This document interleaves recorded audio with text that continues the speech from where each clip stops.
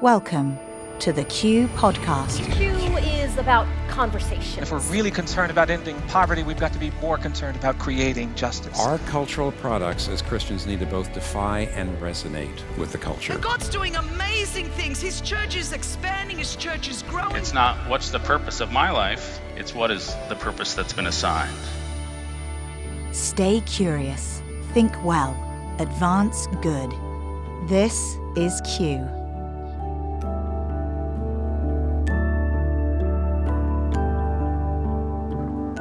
Hey friends, welcome to the Q Podcast. You are hearing a different voice today because we turned the mic around and Gabe is on the other side. I'm Rebekah. That's right. This is my wife, Rebekah. You guys know her, and she's If taken they took don't, over the they chair. will soon, quickly. And Grant Skeldon is also with us. Grant, hello. How you guys doing? We are doing good. This is fun. Rebekah's in the driver's seat. I know he puts me as host. I'm not claiming any skills in this area, but I'm very excited about today's conversation because we're talking all things Culture Summit and what that's going to look like in a few weeks. Yeah. So let's jump in. Grant, tell us a little bit, tell everyone, because people probably haven't heard you on the podcast much yet. So talk a little bit about your role here, what you're excited about with Culture Summit. Yeah, I think in the past I've gotten to do a lot of different retreats or gatherings for just diverse, high caliber, next gen leaders across the nation. And it's been really awesome joining the team here at Q because it's just a very unique time for a generation to have to lead and navigate. And so, it's been cool to see how hungry this group is to be guided and mentored and just basically figure out how to navigate culture today. And you are so good at bringing people together. It's been so fun to watch that over these last couple of years and work together in that. And that, the thing we're talking about today, this Culture Summit, Rebekah, this was 2007. We did our first gathering in the Tabernacle in Atlanta. It was like a concert hall, but an old church. And it's beautiful. I just remember God giving us that vision of what if we could start to bring Christians together to really consider the great ideas of our moment, of our society, of culture, the current issues, the big questions that we're facing society. And it not just be pastors, but it be leaders in all these different sectors, from media to entertainment to politics, education, business. And what if we sat in a room together and we really tried to think well about these things? And to see it 16 years later, we're doing it in Nashville. I know. And those first few years, we traveled all over. We were in New York and Chicago and LA and Portland and Austin. And then we settled in Nashville. And it's been great to kind of have a space that people can come. And really, each year, what we've learned is that we talk about the tensions of our day. So, Q ideas, Q stood for questions, and it was this Socratic method of, instead of just telling you what to think, it's like asking these thought-provoking questions that would really make you lean in and consider all the things you're being bombarded with. Yeah. And news and media has accelerated. Every year we would do this in April, and it was like, there's some highlights, but now it's almost like we can't even keep up with the amount of things that have changed in a 12-month period. So we have a lot of presenters. Gabe, talk a little bit about how many talks we have and the broad range of what that looks like. Yeah, our format has been consistent really over these last 16 years, where we try to bring in probably over 40 different presenters, 40 different topics that you're hearing 9-minute talks, 18-minute talks, lots of interviews. The majority are 9-minute talks, so they're pretty short.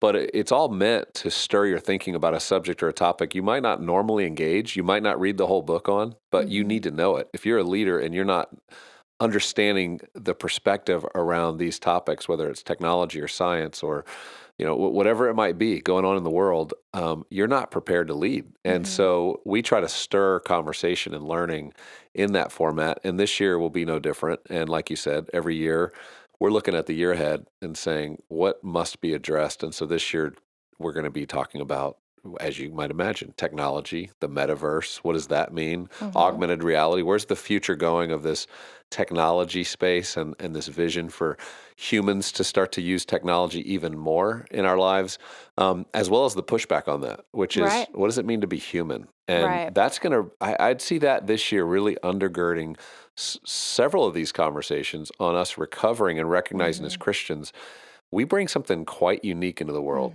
as human beings that is going to be the question of the decade. What Yeah. does it mean to be human? And we can uniquely answer that. Right. And I think it's that antithesis of technology saying that there is endless power, while our bodies, as we know, if anybody's looking at any data or statistics of mental health or how people are breaking down, our bodies are actually telling us the opposite.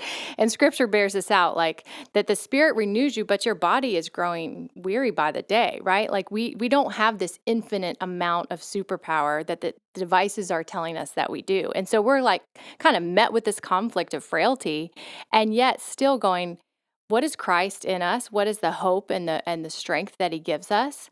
And also how to resist some of the things that would lie to us and try to deceive us and say, oh, you can just add this to your life, add this to your life, more, faster, better. Progress is, sometimes to the end, all of a sudden, the end of just you being human. So I'm glad that we're talking about this. Grant, I know from your perspective, when you came to your first Q conference, now called the Culture Summit, you engaged it. You had a lot of friends there, a lot of people, from their 20s, young 20s. And I know there was sort of this question of how much does the next generation even care about these topics? Are they so overwhelmed with content, digital media, that just more conversations isn't that helpful, or would they be engaged in it? And I know you kind of came away surprised by the response. Yeah, I think, even myself, if I'm honest, felt like, how much I felt like the general Christian, especially mature Christian young person, for better or worse, now I realize maybe worse, kind of decided I'm just going to let my parents and grandparents try to figure all that out. And I'm just going to love God and love people, which sounded great, sounded perfect until I think culture started impacting every part of our life. And you start seeing that you can't just hope it works out. And it might seem good to just do that. But I think part of what I realized is, man, a lot of times I didn't focus on these topics because they're actually things God does care about, but they've been so politicized that I felt like, oh, I don't want to be political. Right. And now I kind of, through y'all's help and seeing Q, and I've seen this with a lot of our leaders, where it's not a political thing. It's just what is God's heart and what's the biblical response Right. to these things. And lastly, they're gonna have to navigate culture in ways I don't think Christians in the past had to deal with, especially those that it used to be where maybe it was culturally normal to be a Christian and have at least moral values, where now, sometimes it can almost seem like you're hostile, or you're if you fall into the view of Christianity. Yeah. Mm-hmm. Well, some of the topics, I'm just going to read the list of some of the topics. You can go to our website, qideas.org/2022 to view more of them. And by the way, this is an event that we do in person. We took 1 year off 2020 because we had to, right? Yes. Everybody had to take Everyone that year did. off. Yeah. But last year we gathered again, and we also added this virtual element that allowed people all over the world to participate from really any device. This year, we're able to grow a little bit more in our venue. We'll have 800 people in person around round tables. We'll have some rows, but it's going to be an opportunity to meet people in person, experience that, debate the topics that you're hearing. But we're also inviting people all over the world to participate in your own home, with your family, with your church, with the leadership team of the organization or company that you lead, and to create space for these important conversations. I think when you do, what you do is you learn a lot about one another, where each other's coming from, but you also get a chance to dialogue about topics that are really hard to bring up, and we get to kind of be the excuse to bring it up. And it allows everybody to feel freedom to talk about it. Let me just read a few of these. What is augmented reality? Okay, we're going to deal with AR, VR this year. We're going to talk about the metaverse, the future of farming, like where's greenhouses going, and should churches be behind greenhouses and putting them on their properties because they need to be caring about whether their communities are going to have access to food. We're talking about psychedelics. What Christian event do you go to and talk about psychedelics? The point is, this psychedelics has become really a drug of choice, a way for people to try to experience something supernatural. And I'm always interested in the way the world tries to experience some things that really are only found through Christ. And so, but we want to talk about that conversation, because if you're not familiar with what that is, trust me, your kids are. We're going to talk about the ethics of cybersecurity. We're talking about our public health crisis, like all the trust that was lost these last 2 years. Yeah. How do we recover that? We're talking about the case against coercion. Now, this is where, Grant, you mentioned like these difficult topics that sound political, right? When you say the word coercion, the challenge is so many of the things we have to talk about in the world are political, because what that means is people are putting forward policies that they believe are good for human flourishing. And so the Christian has to show up in that and go, is this good for human flourishing or is it not? So we're going to have a conversation around coercion. There's been a lot of discussion around that this last couple of years related to mandates and lockdowns and all the things that we as humans had to endure. Are those good? And how do you value a person's conscience in the midst of those really difficult community decisions? We're going to talk about revival in the next generation, Grant. I know you're going to be talking with some friends, and you're bringing some of these leaders together. This has been so fun these last couple of years. Is the church getting introduced to these younger leaders that God's got a special calling on their life, and they're approaching their craft really uniquely and boldly. But what are some of the things you're excited about that we'll be talking about this year? Yeah, I think there's two things that actually contrast each other quite a bit. Is I know for many listeners here, if you remember at the beginning of 2020, TikTok was this thing that in social media that young people were talking about that really was known for like, oh, if you just want to go watch people do funny dances. Right. And now it is like taken over to where I'm seeing a lot of people of all generations coming on. And I'm just seeing everyone in the next gen, including myself. I'm on that way more than all the other apps. And so just to find stories of hope and encouragement and Christ, even where we have some young leaders like Jimmy Darts, who, if you ever, just the generosity of this guy, I just saw him on the news actually yesterday, and they were just doing a story on him and his radical generosity each day, like receiving money from hundreds, thousands of people to like bless people for their kindness. And Rashawn Copeland's just being intentional. A lot of people, there's more than just negative stuff or bad things, but God's starting to raise up leaders that are representing Him well in these spaces. And we want to show that. But what's funny is probably the number one person I really want to see is the Amish person who's sharing, because that's such a contrast. Is I want to know what was 2020 and 2021 like for Amish people when your life, unlike the next generation, especially, or just us, that maybe hinges on technology and is almost your heart can sometimes be like dominated by it. How peaceful was it, or maybe how much easier was it for them because they didn't hinge their life on the things that we do? Yeah, that's what I'm very excited when we look at themes of the talks that we're going to discuss. I'm very excited about Malcolm Gladwell talking about recovering our humanity, or Andy Crouch, the life we're looking for, or like I was going to agree with you, lessons from the Amish, because I know what Andy is going, where he's going with the life you're looking for, and I think what we are looking for is a countercultural approach to what we're seeing. We're a sign of life in the middle of what feels like a culture of death. I mean, yes, I'm not saying that there's not a veneer and there's something shiny attached to it that has, a lifespan, but in general, it does feel like when we hang our hat as Christians on the cultural lens, it only leads to some level of following what culture's doing or what it's selling us. And I'm really excited about just the conviction and the courage to go, okay, how do we live in the world, be in the world, but not of the world? And so what does life look like? What is that sign of life? I mean, Amish, that they live in the world, but they're definitely not of the world, right? And they're finding that. Now that might feel very extreme, but what have they learned and gleaned from that we need to hear? How steep measures do we need to take to get offline so that we don't just completely burn out or become how much dopamine hits do we need to get before we finally realize we're depressed? So to me, I'm excited about just pressing in and going, if the thing we were doing for the last decade, even in church, even in Christianville, isn't working fully, like we're still struggling maybe in our homes or our marriages or our families or our kids or whatever it is, then what are we missing? And are we willing to pay the price to recover that? Now, you guys probably don't appreciate this, but as the guy who's been curating a lot of these talks over the last many years, one of my greatest hopes has been to have this conversation about the Amish. And the reason it's, I didn't know that. you guys have no idea He's how hard always this years is. ahead of us. But no, you realize like the Amish, you can't take pictures of them. So like the way we do our event doesn't work because there's cameras and there's a stage, and these are all things that truly Amish people reject, resist. We don't want any part of it. So I'm still working on that one.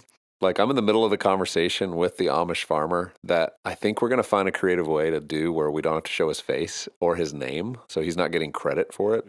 But that allows us to learn these lessons. So anyway, that one's close. We don't have that one on the website yet because that's one I'm working on, but it's here on my list. Other ones though that Sharon Hottie Miller, she is somebody who's just this great author. She's talking about the fallacy of control, which I think when fear moves in, like control tends to be where we all go. And so we want to always deal with these big topics as well at our events that deal with how we can be healed, how we can be hopeful, how we can make sure we're not just striving in the flesh or trying to solve problems in a natural way that doesn't recognize what God's really invite us into in his power. Kirsten Watson's going to be with us. Some of you may know Ben Watson, football player, been a very active pro-life advocate, and Ben's going to come with her. So Ben and Kirsten are going to talk about family. They have 7 children, by the way. What does it look like to raise kids right now? And Rebekah, I know this is one thing we've been talking a lot about with everything we're doing with Q Ideas is how much moms and people in the home are looking for more conversations to be had with their children to be prepared. Like Grant said, these are issues our parents and grandparents used to think about. Well, now our kids are having to think about it. Right. And they care. I think our kids actually want to know more than maybe I did at their age because they have access to everything. We didn't have that when I was their age. I would kind of get the news on the radio or, through my parents' filter, but they're getting it regardless. And they're coming home and they're trying to make sense of it. And if parents aren't informed on how to discuss it, they're finding someone who will tell them. And it might be a view that has nothing to do with faith. And so I do think this is a place that resources parents, me especially. I'm in the front row taking notes every time at Q. I feel like this is the place that has helped me kind of come back home and think, okay, here's how we need to talk to our teenagers about this, or our college kids now that are engaging this. Everyone wants, because part of just information helps you feel less fearful about that you have no agency in decision making. And so we want to equip families, but we want to equip these kids because they will have these conversations with or without us. So quick commercial on that. If you're listening to this and you're like, I'd love my kids to hear this. They obviously have school. They can't participate in this event. The way we're doing the virtual summit the last 2 years, and it's perfected, I believe this year, is your ability to watch this on your device or watch it on demand. So as soon as this event's over, you have access to all these sessions, all these talks, really ongoing forever. You're going to have that access. And so when you purchase a virtual pass, you can watch that, let your kids watch it, create conversations around it, even if it's not real time. This is one of those assets, I believe, that are going to be important for cultural discernment, something we know the Barna research has revealed. The next generation, this is what they're longing for, cultural discernment. Grant, how important is that as you're seeing in your conversation with your friends? Just how do I discern how to act on this? We're in a world that's all about causes, all about justice, wanting to do what's right for people. And there's like a few options on how to do that. And it's not always easy to know what's the right way. Yeah, I think it's huge, the discernment and us speaking into these things, guiding them. I'm not going to quote the exact numbers because I don't remember the exact numbers. I just remember back a couple years ago seeing a study that kind of said that the majority of pastors believe that God's word speaks into almost every current issue of our day. So the majority of pastors know that God's word does speak into it, but the majority of pastors also don't use the pulpit or feel confident using the pulpit as a place to speak into that. And it always kind of hit me, and I felt like that's part of why I think the world is winning over the next generation, because the next generation does want to hear and be guided and definitely be involved in helping shift the direction of the culture today and helping heal the culture. But when they are gospel-less organizations or groups that don't have Christ at the center, then I think we can really help things and do good things, but there won't be that eternal impact that can happen. And so having guidance from thoughtful, biblical, kind, winsome leaders has like been huge for even myself, especially. Mm-hmm. Yeah, I think a couple other talks I just want to reference here is Batya Ungar Sargon. She wrote this wonderful book exposing essentially over the last many years how our news has divided all of us. And I know we kind of all get that now. That's not new information, that the news, social media, feeds, Facebook, Twitter, you name it, that there's almost like a pursuit to either create an echo chamber or make us really hate people who don't think the way that we do. She exposes not only how that's happening, calls it out very clearly, but also gives us hope for like, how do we think well about news sources? And I think that's a huge issue. Everybody's asking that question. Where do you go for information? Who do you trust anymore? For our work at Q Ideas, that's been important to stay curious, think well, advance good. But you can't think well if you don't even know who's thinking well around Right. you and who can I trust. And this is a great crisis. This isn't just a little blip on the radar. Right. This is a crisis for all of us, for humanity to not know who to trust. And so we're going to get into that. I think what's good about that, though, is that the curtain is being pulled back and things are being exposed. And so even the formula for what news does to brainwash and to polarize, right? That just by understanding that there is an actual strategy behind the scenes to create division and unrest. Yeah. Then all of a sudden, as a participant, as one who receives the news, you go, "Oh, I now actually see, the puppeteer behind the curtain, and I'm not going to just buy into the clickbait so that I can yell at somebody online," right? So part of this is like just being aware of that helps us even know how to like slow down in our response and go, is there something greater happening right now? And I Yeah. think just the awakening of that helps us go, well, then still with our friends across the table, with our family members, with our extended family, what's crazy is like it's making people in close relationships break relationship of friendship, partly because they see differently. And this is what I want to talk about at Q is like, how do we actually create space and hold tension for differing opinions that really come from their perspective of pain, maybe their journey, their worldview, their story.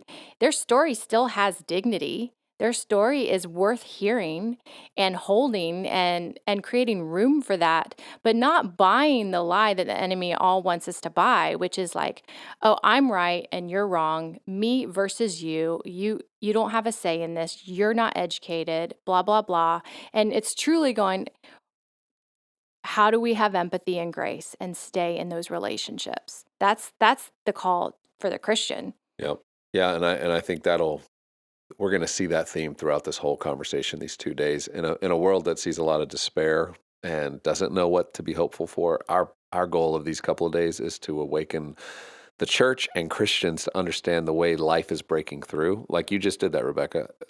We're starting to see the truth behind some things. Like the curtain and the veil is being pulled back, and there's a lot of life there. It can look pretty bad, and you can start to look around and go, "Wow, this world is messed up." Or you go, "Holy cow, like that's been happening for generations and we didn't realize it." And now we're starting to see it, which means truth is coming into the room. And when truth comes into the room, falsehood can't exist anymore. So I know it's my first time on the podcast, but I have a question for you too. We celebrated 15 years last year, and I'm just curious, you guys even talking about, was it Tabernacle in Atlanta was the 1st one. Now, 15 years later, we're in a unique time in our nation. Are there ways that you guys are going into this one just a little different, where it's like, hey, we're kind of adapting a bit here spiritually, or want to do this different practically? Different ways that if you've come for a couple years to Q Conference or now Culture Summit, like would they now come in and say, oh, man, this kind of feels a little different and this looks a little different? Any ways that you guys are coming in that God's impressing on you? No, I thank you for that question. And I do feel like the last couple of years, God's been really clear to me that any environment we're creating has to be both spirit and truth. And for 15 years or however long, we've tried to do our best to present what is true. How do I think well about this? How do I make sure I'm approaching this with the right biblical perspective?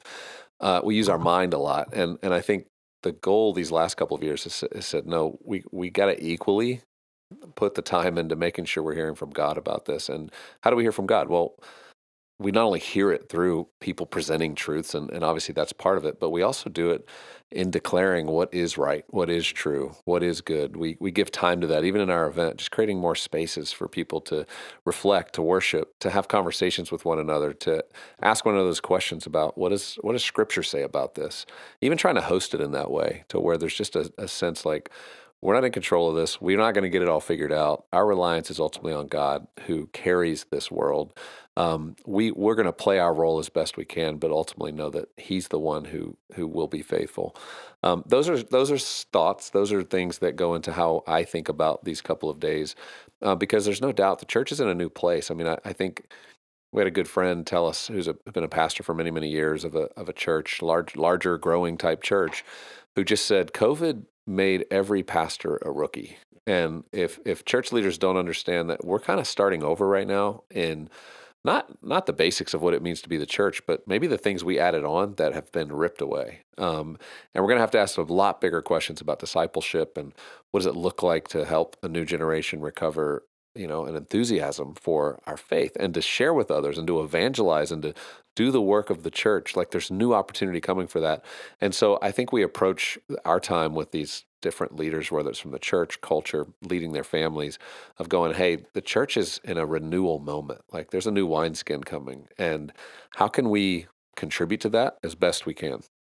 Yeah, I see it in a way of, every year at Q, we talk about what is happening culturally that is, you know, around the bend or right kind of staring us in the face, and we don't know how to respond. And we will continue to do that. I think for me, it's more of a posture shift about how I do that. Um, I know for myself in the past, I could look at the things that are coming and be fearful or be, how is this going to impact us personally? Or COVID did that for all of us. But I'm just reminded as you ask that question, 2 Corinthians 4:18, it says, so we don't fix our eyes, or we don't look at the things which are seen, but we focus on the things which are unseen. For the things which are visible right now or right around the corner are temporal.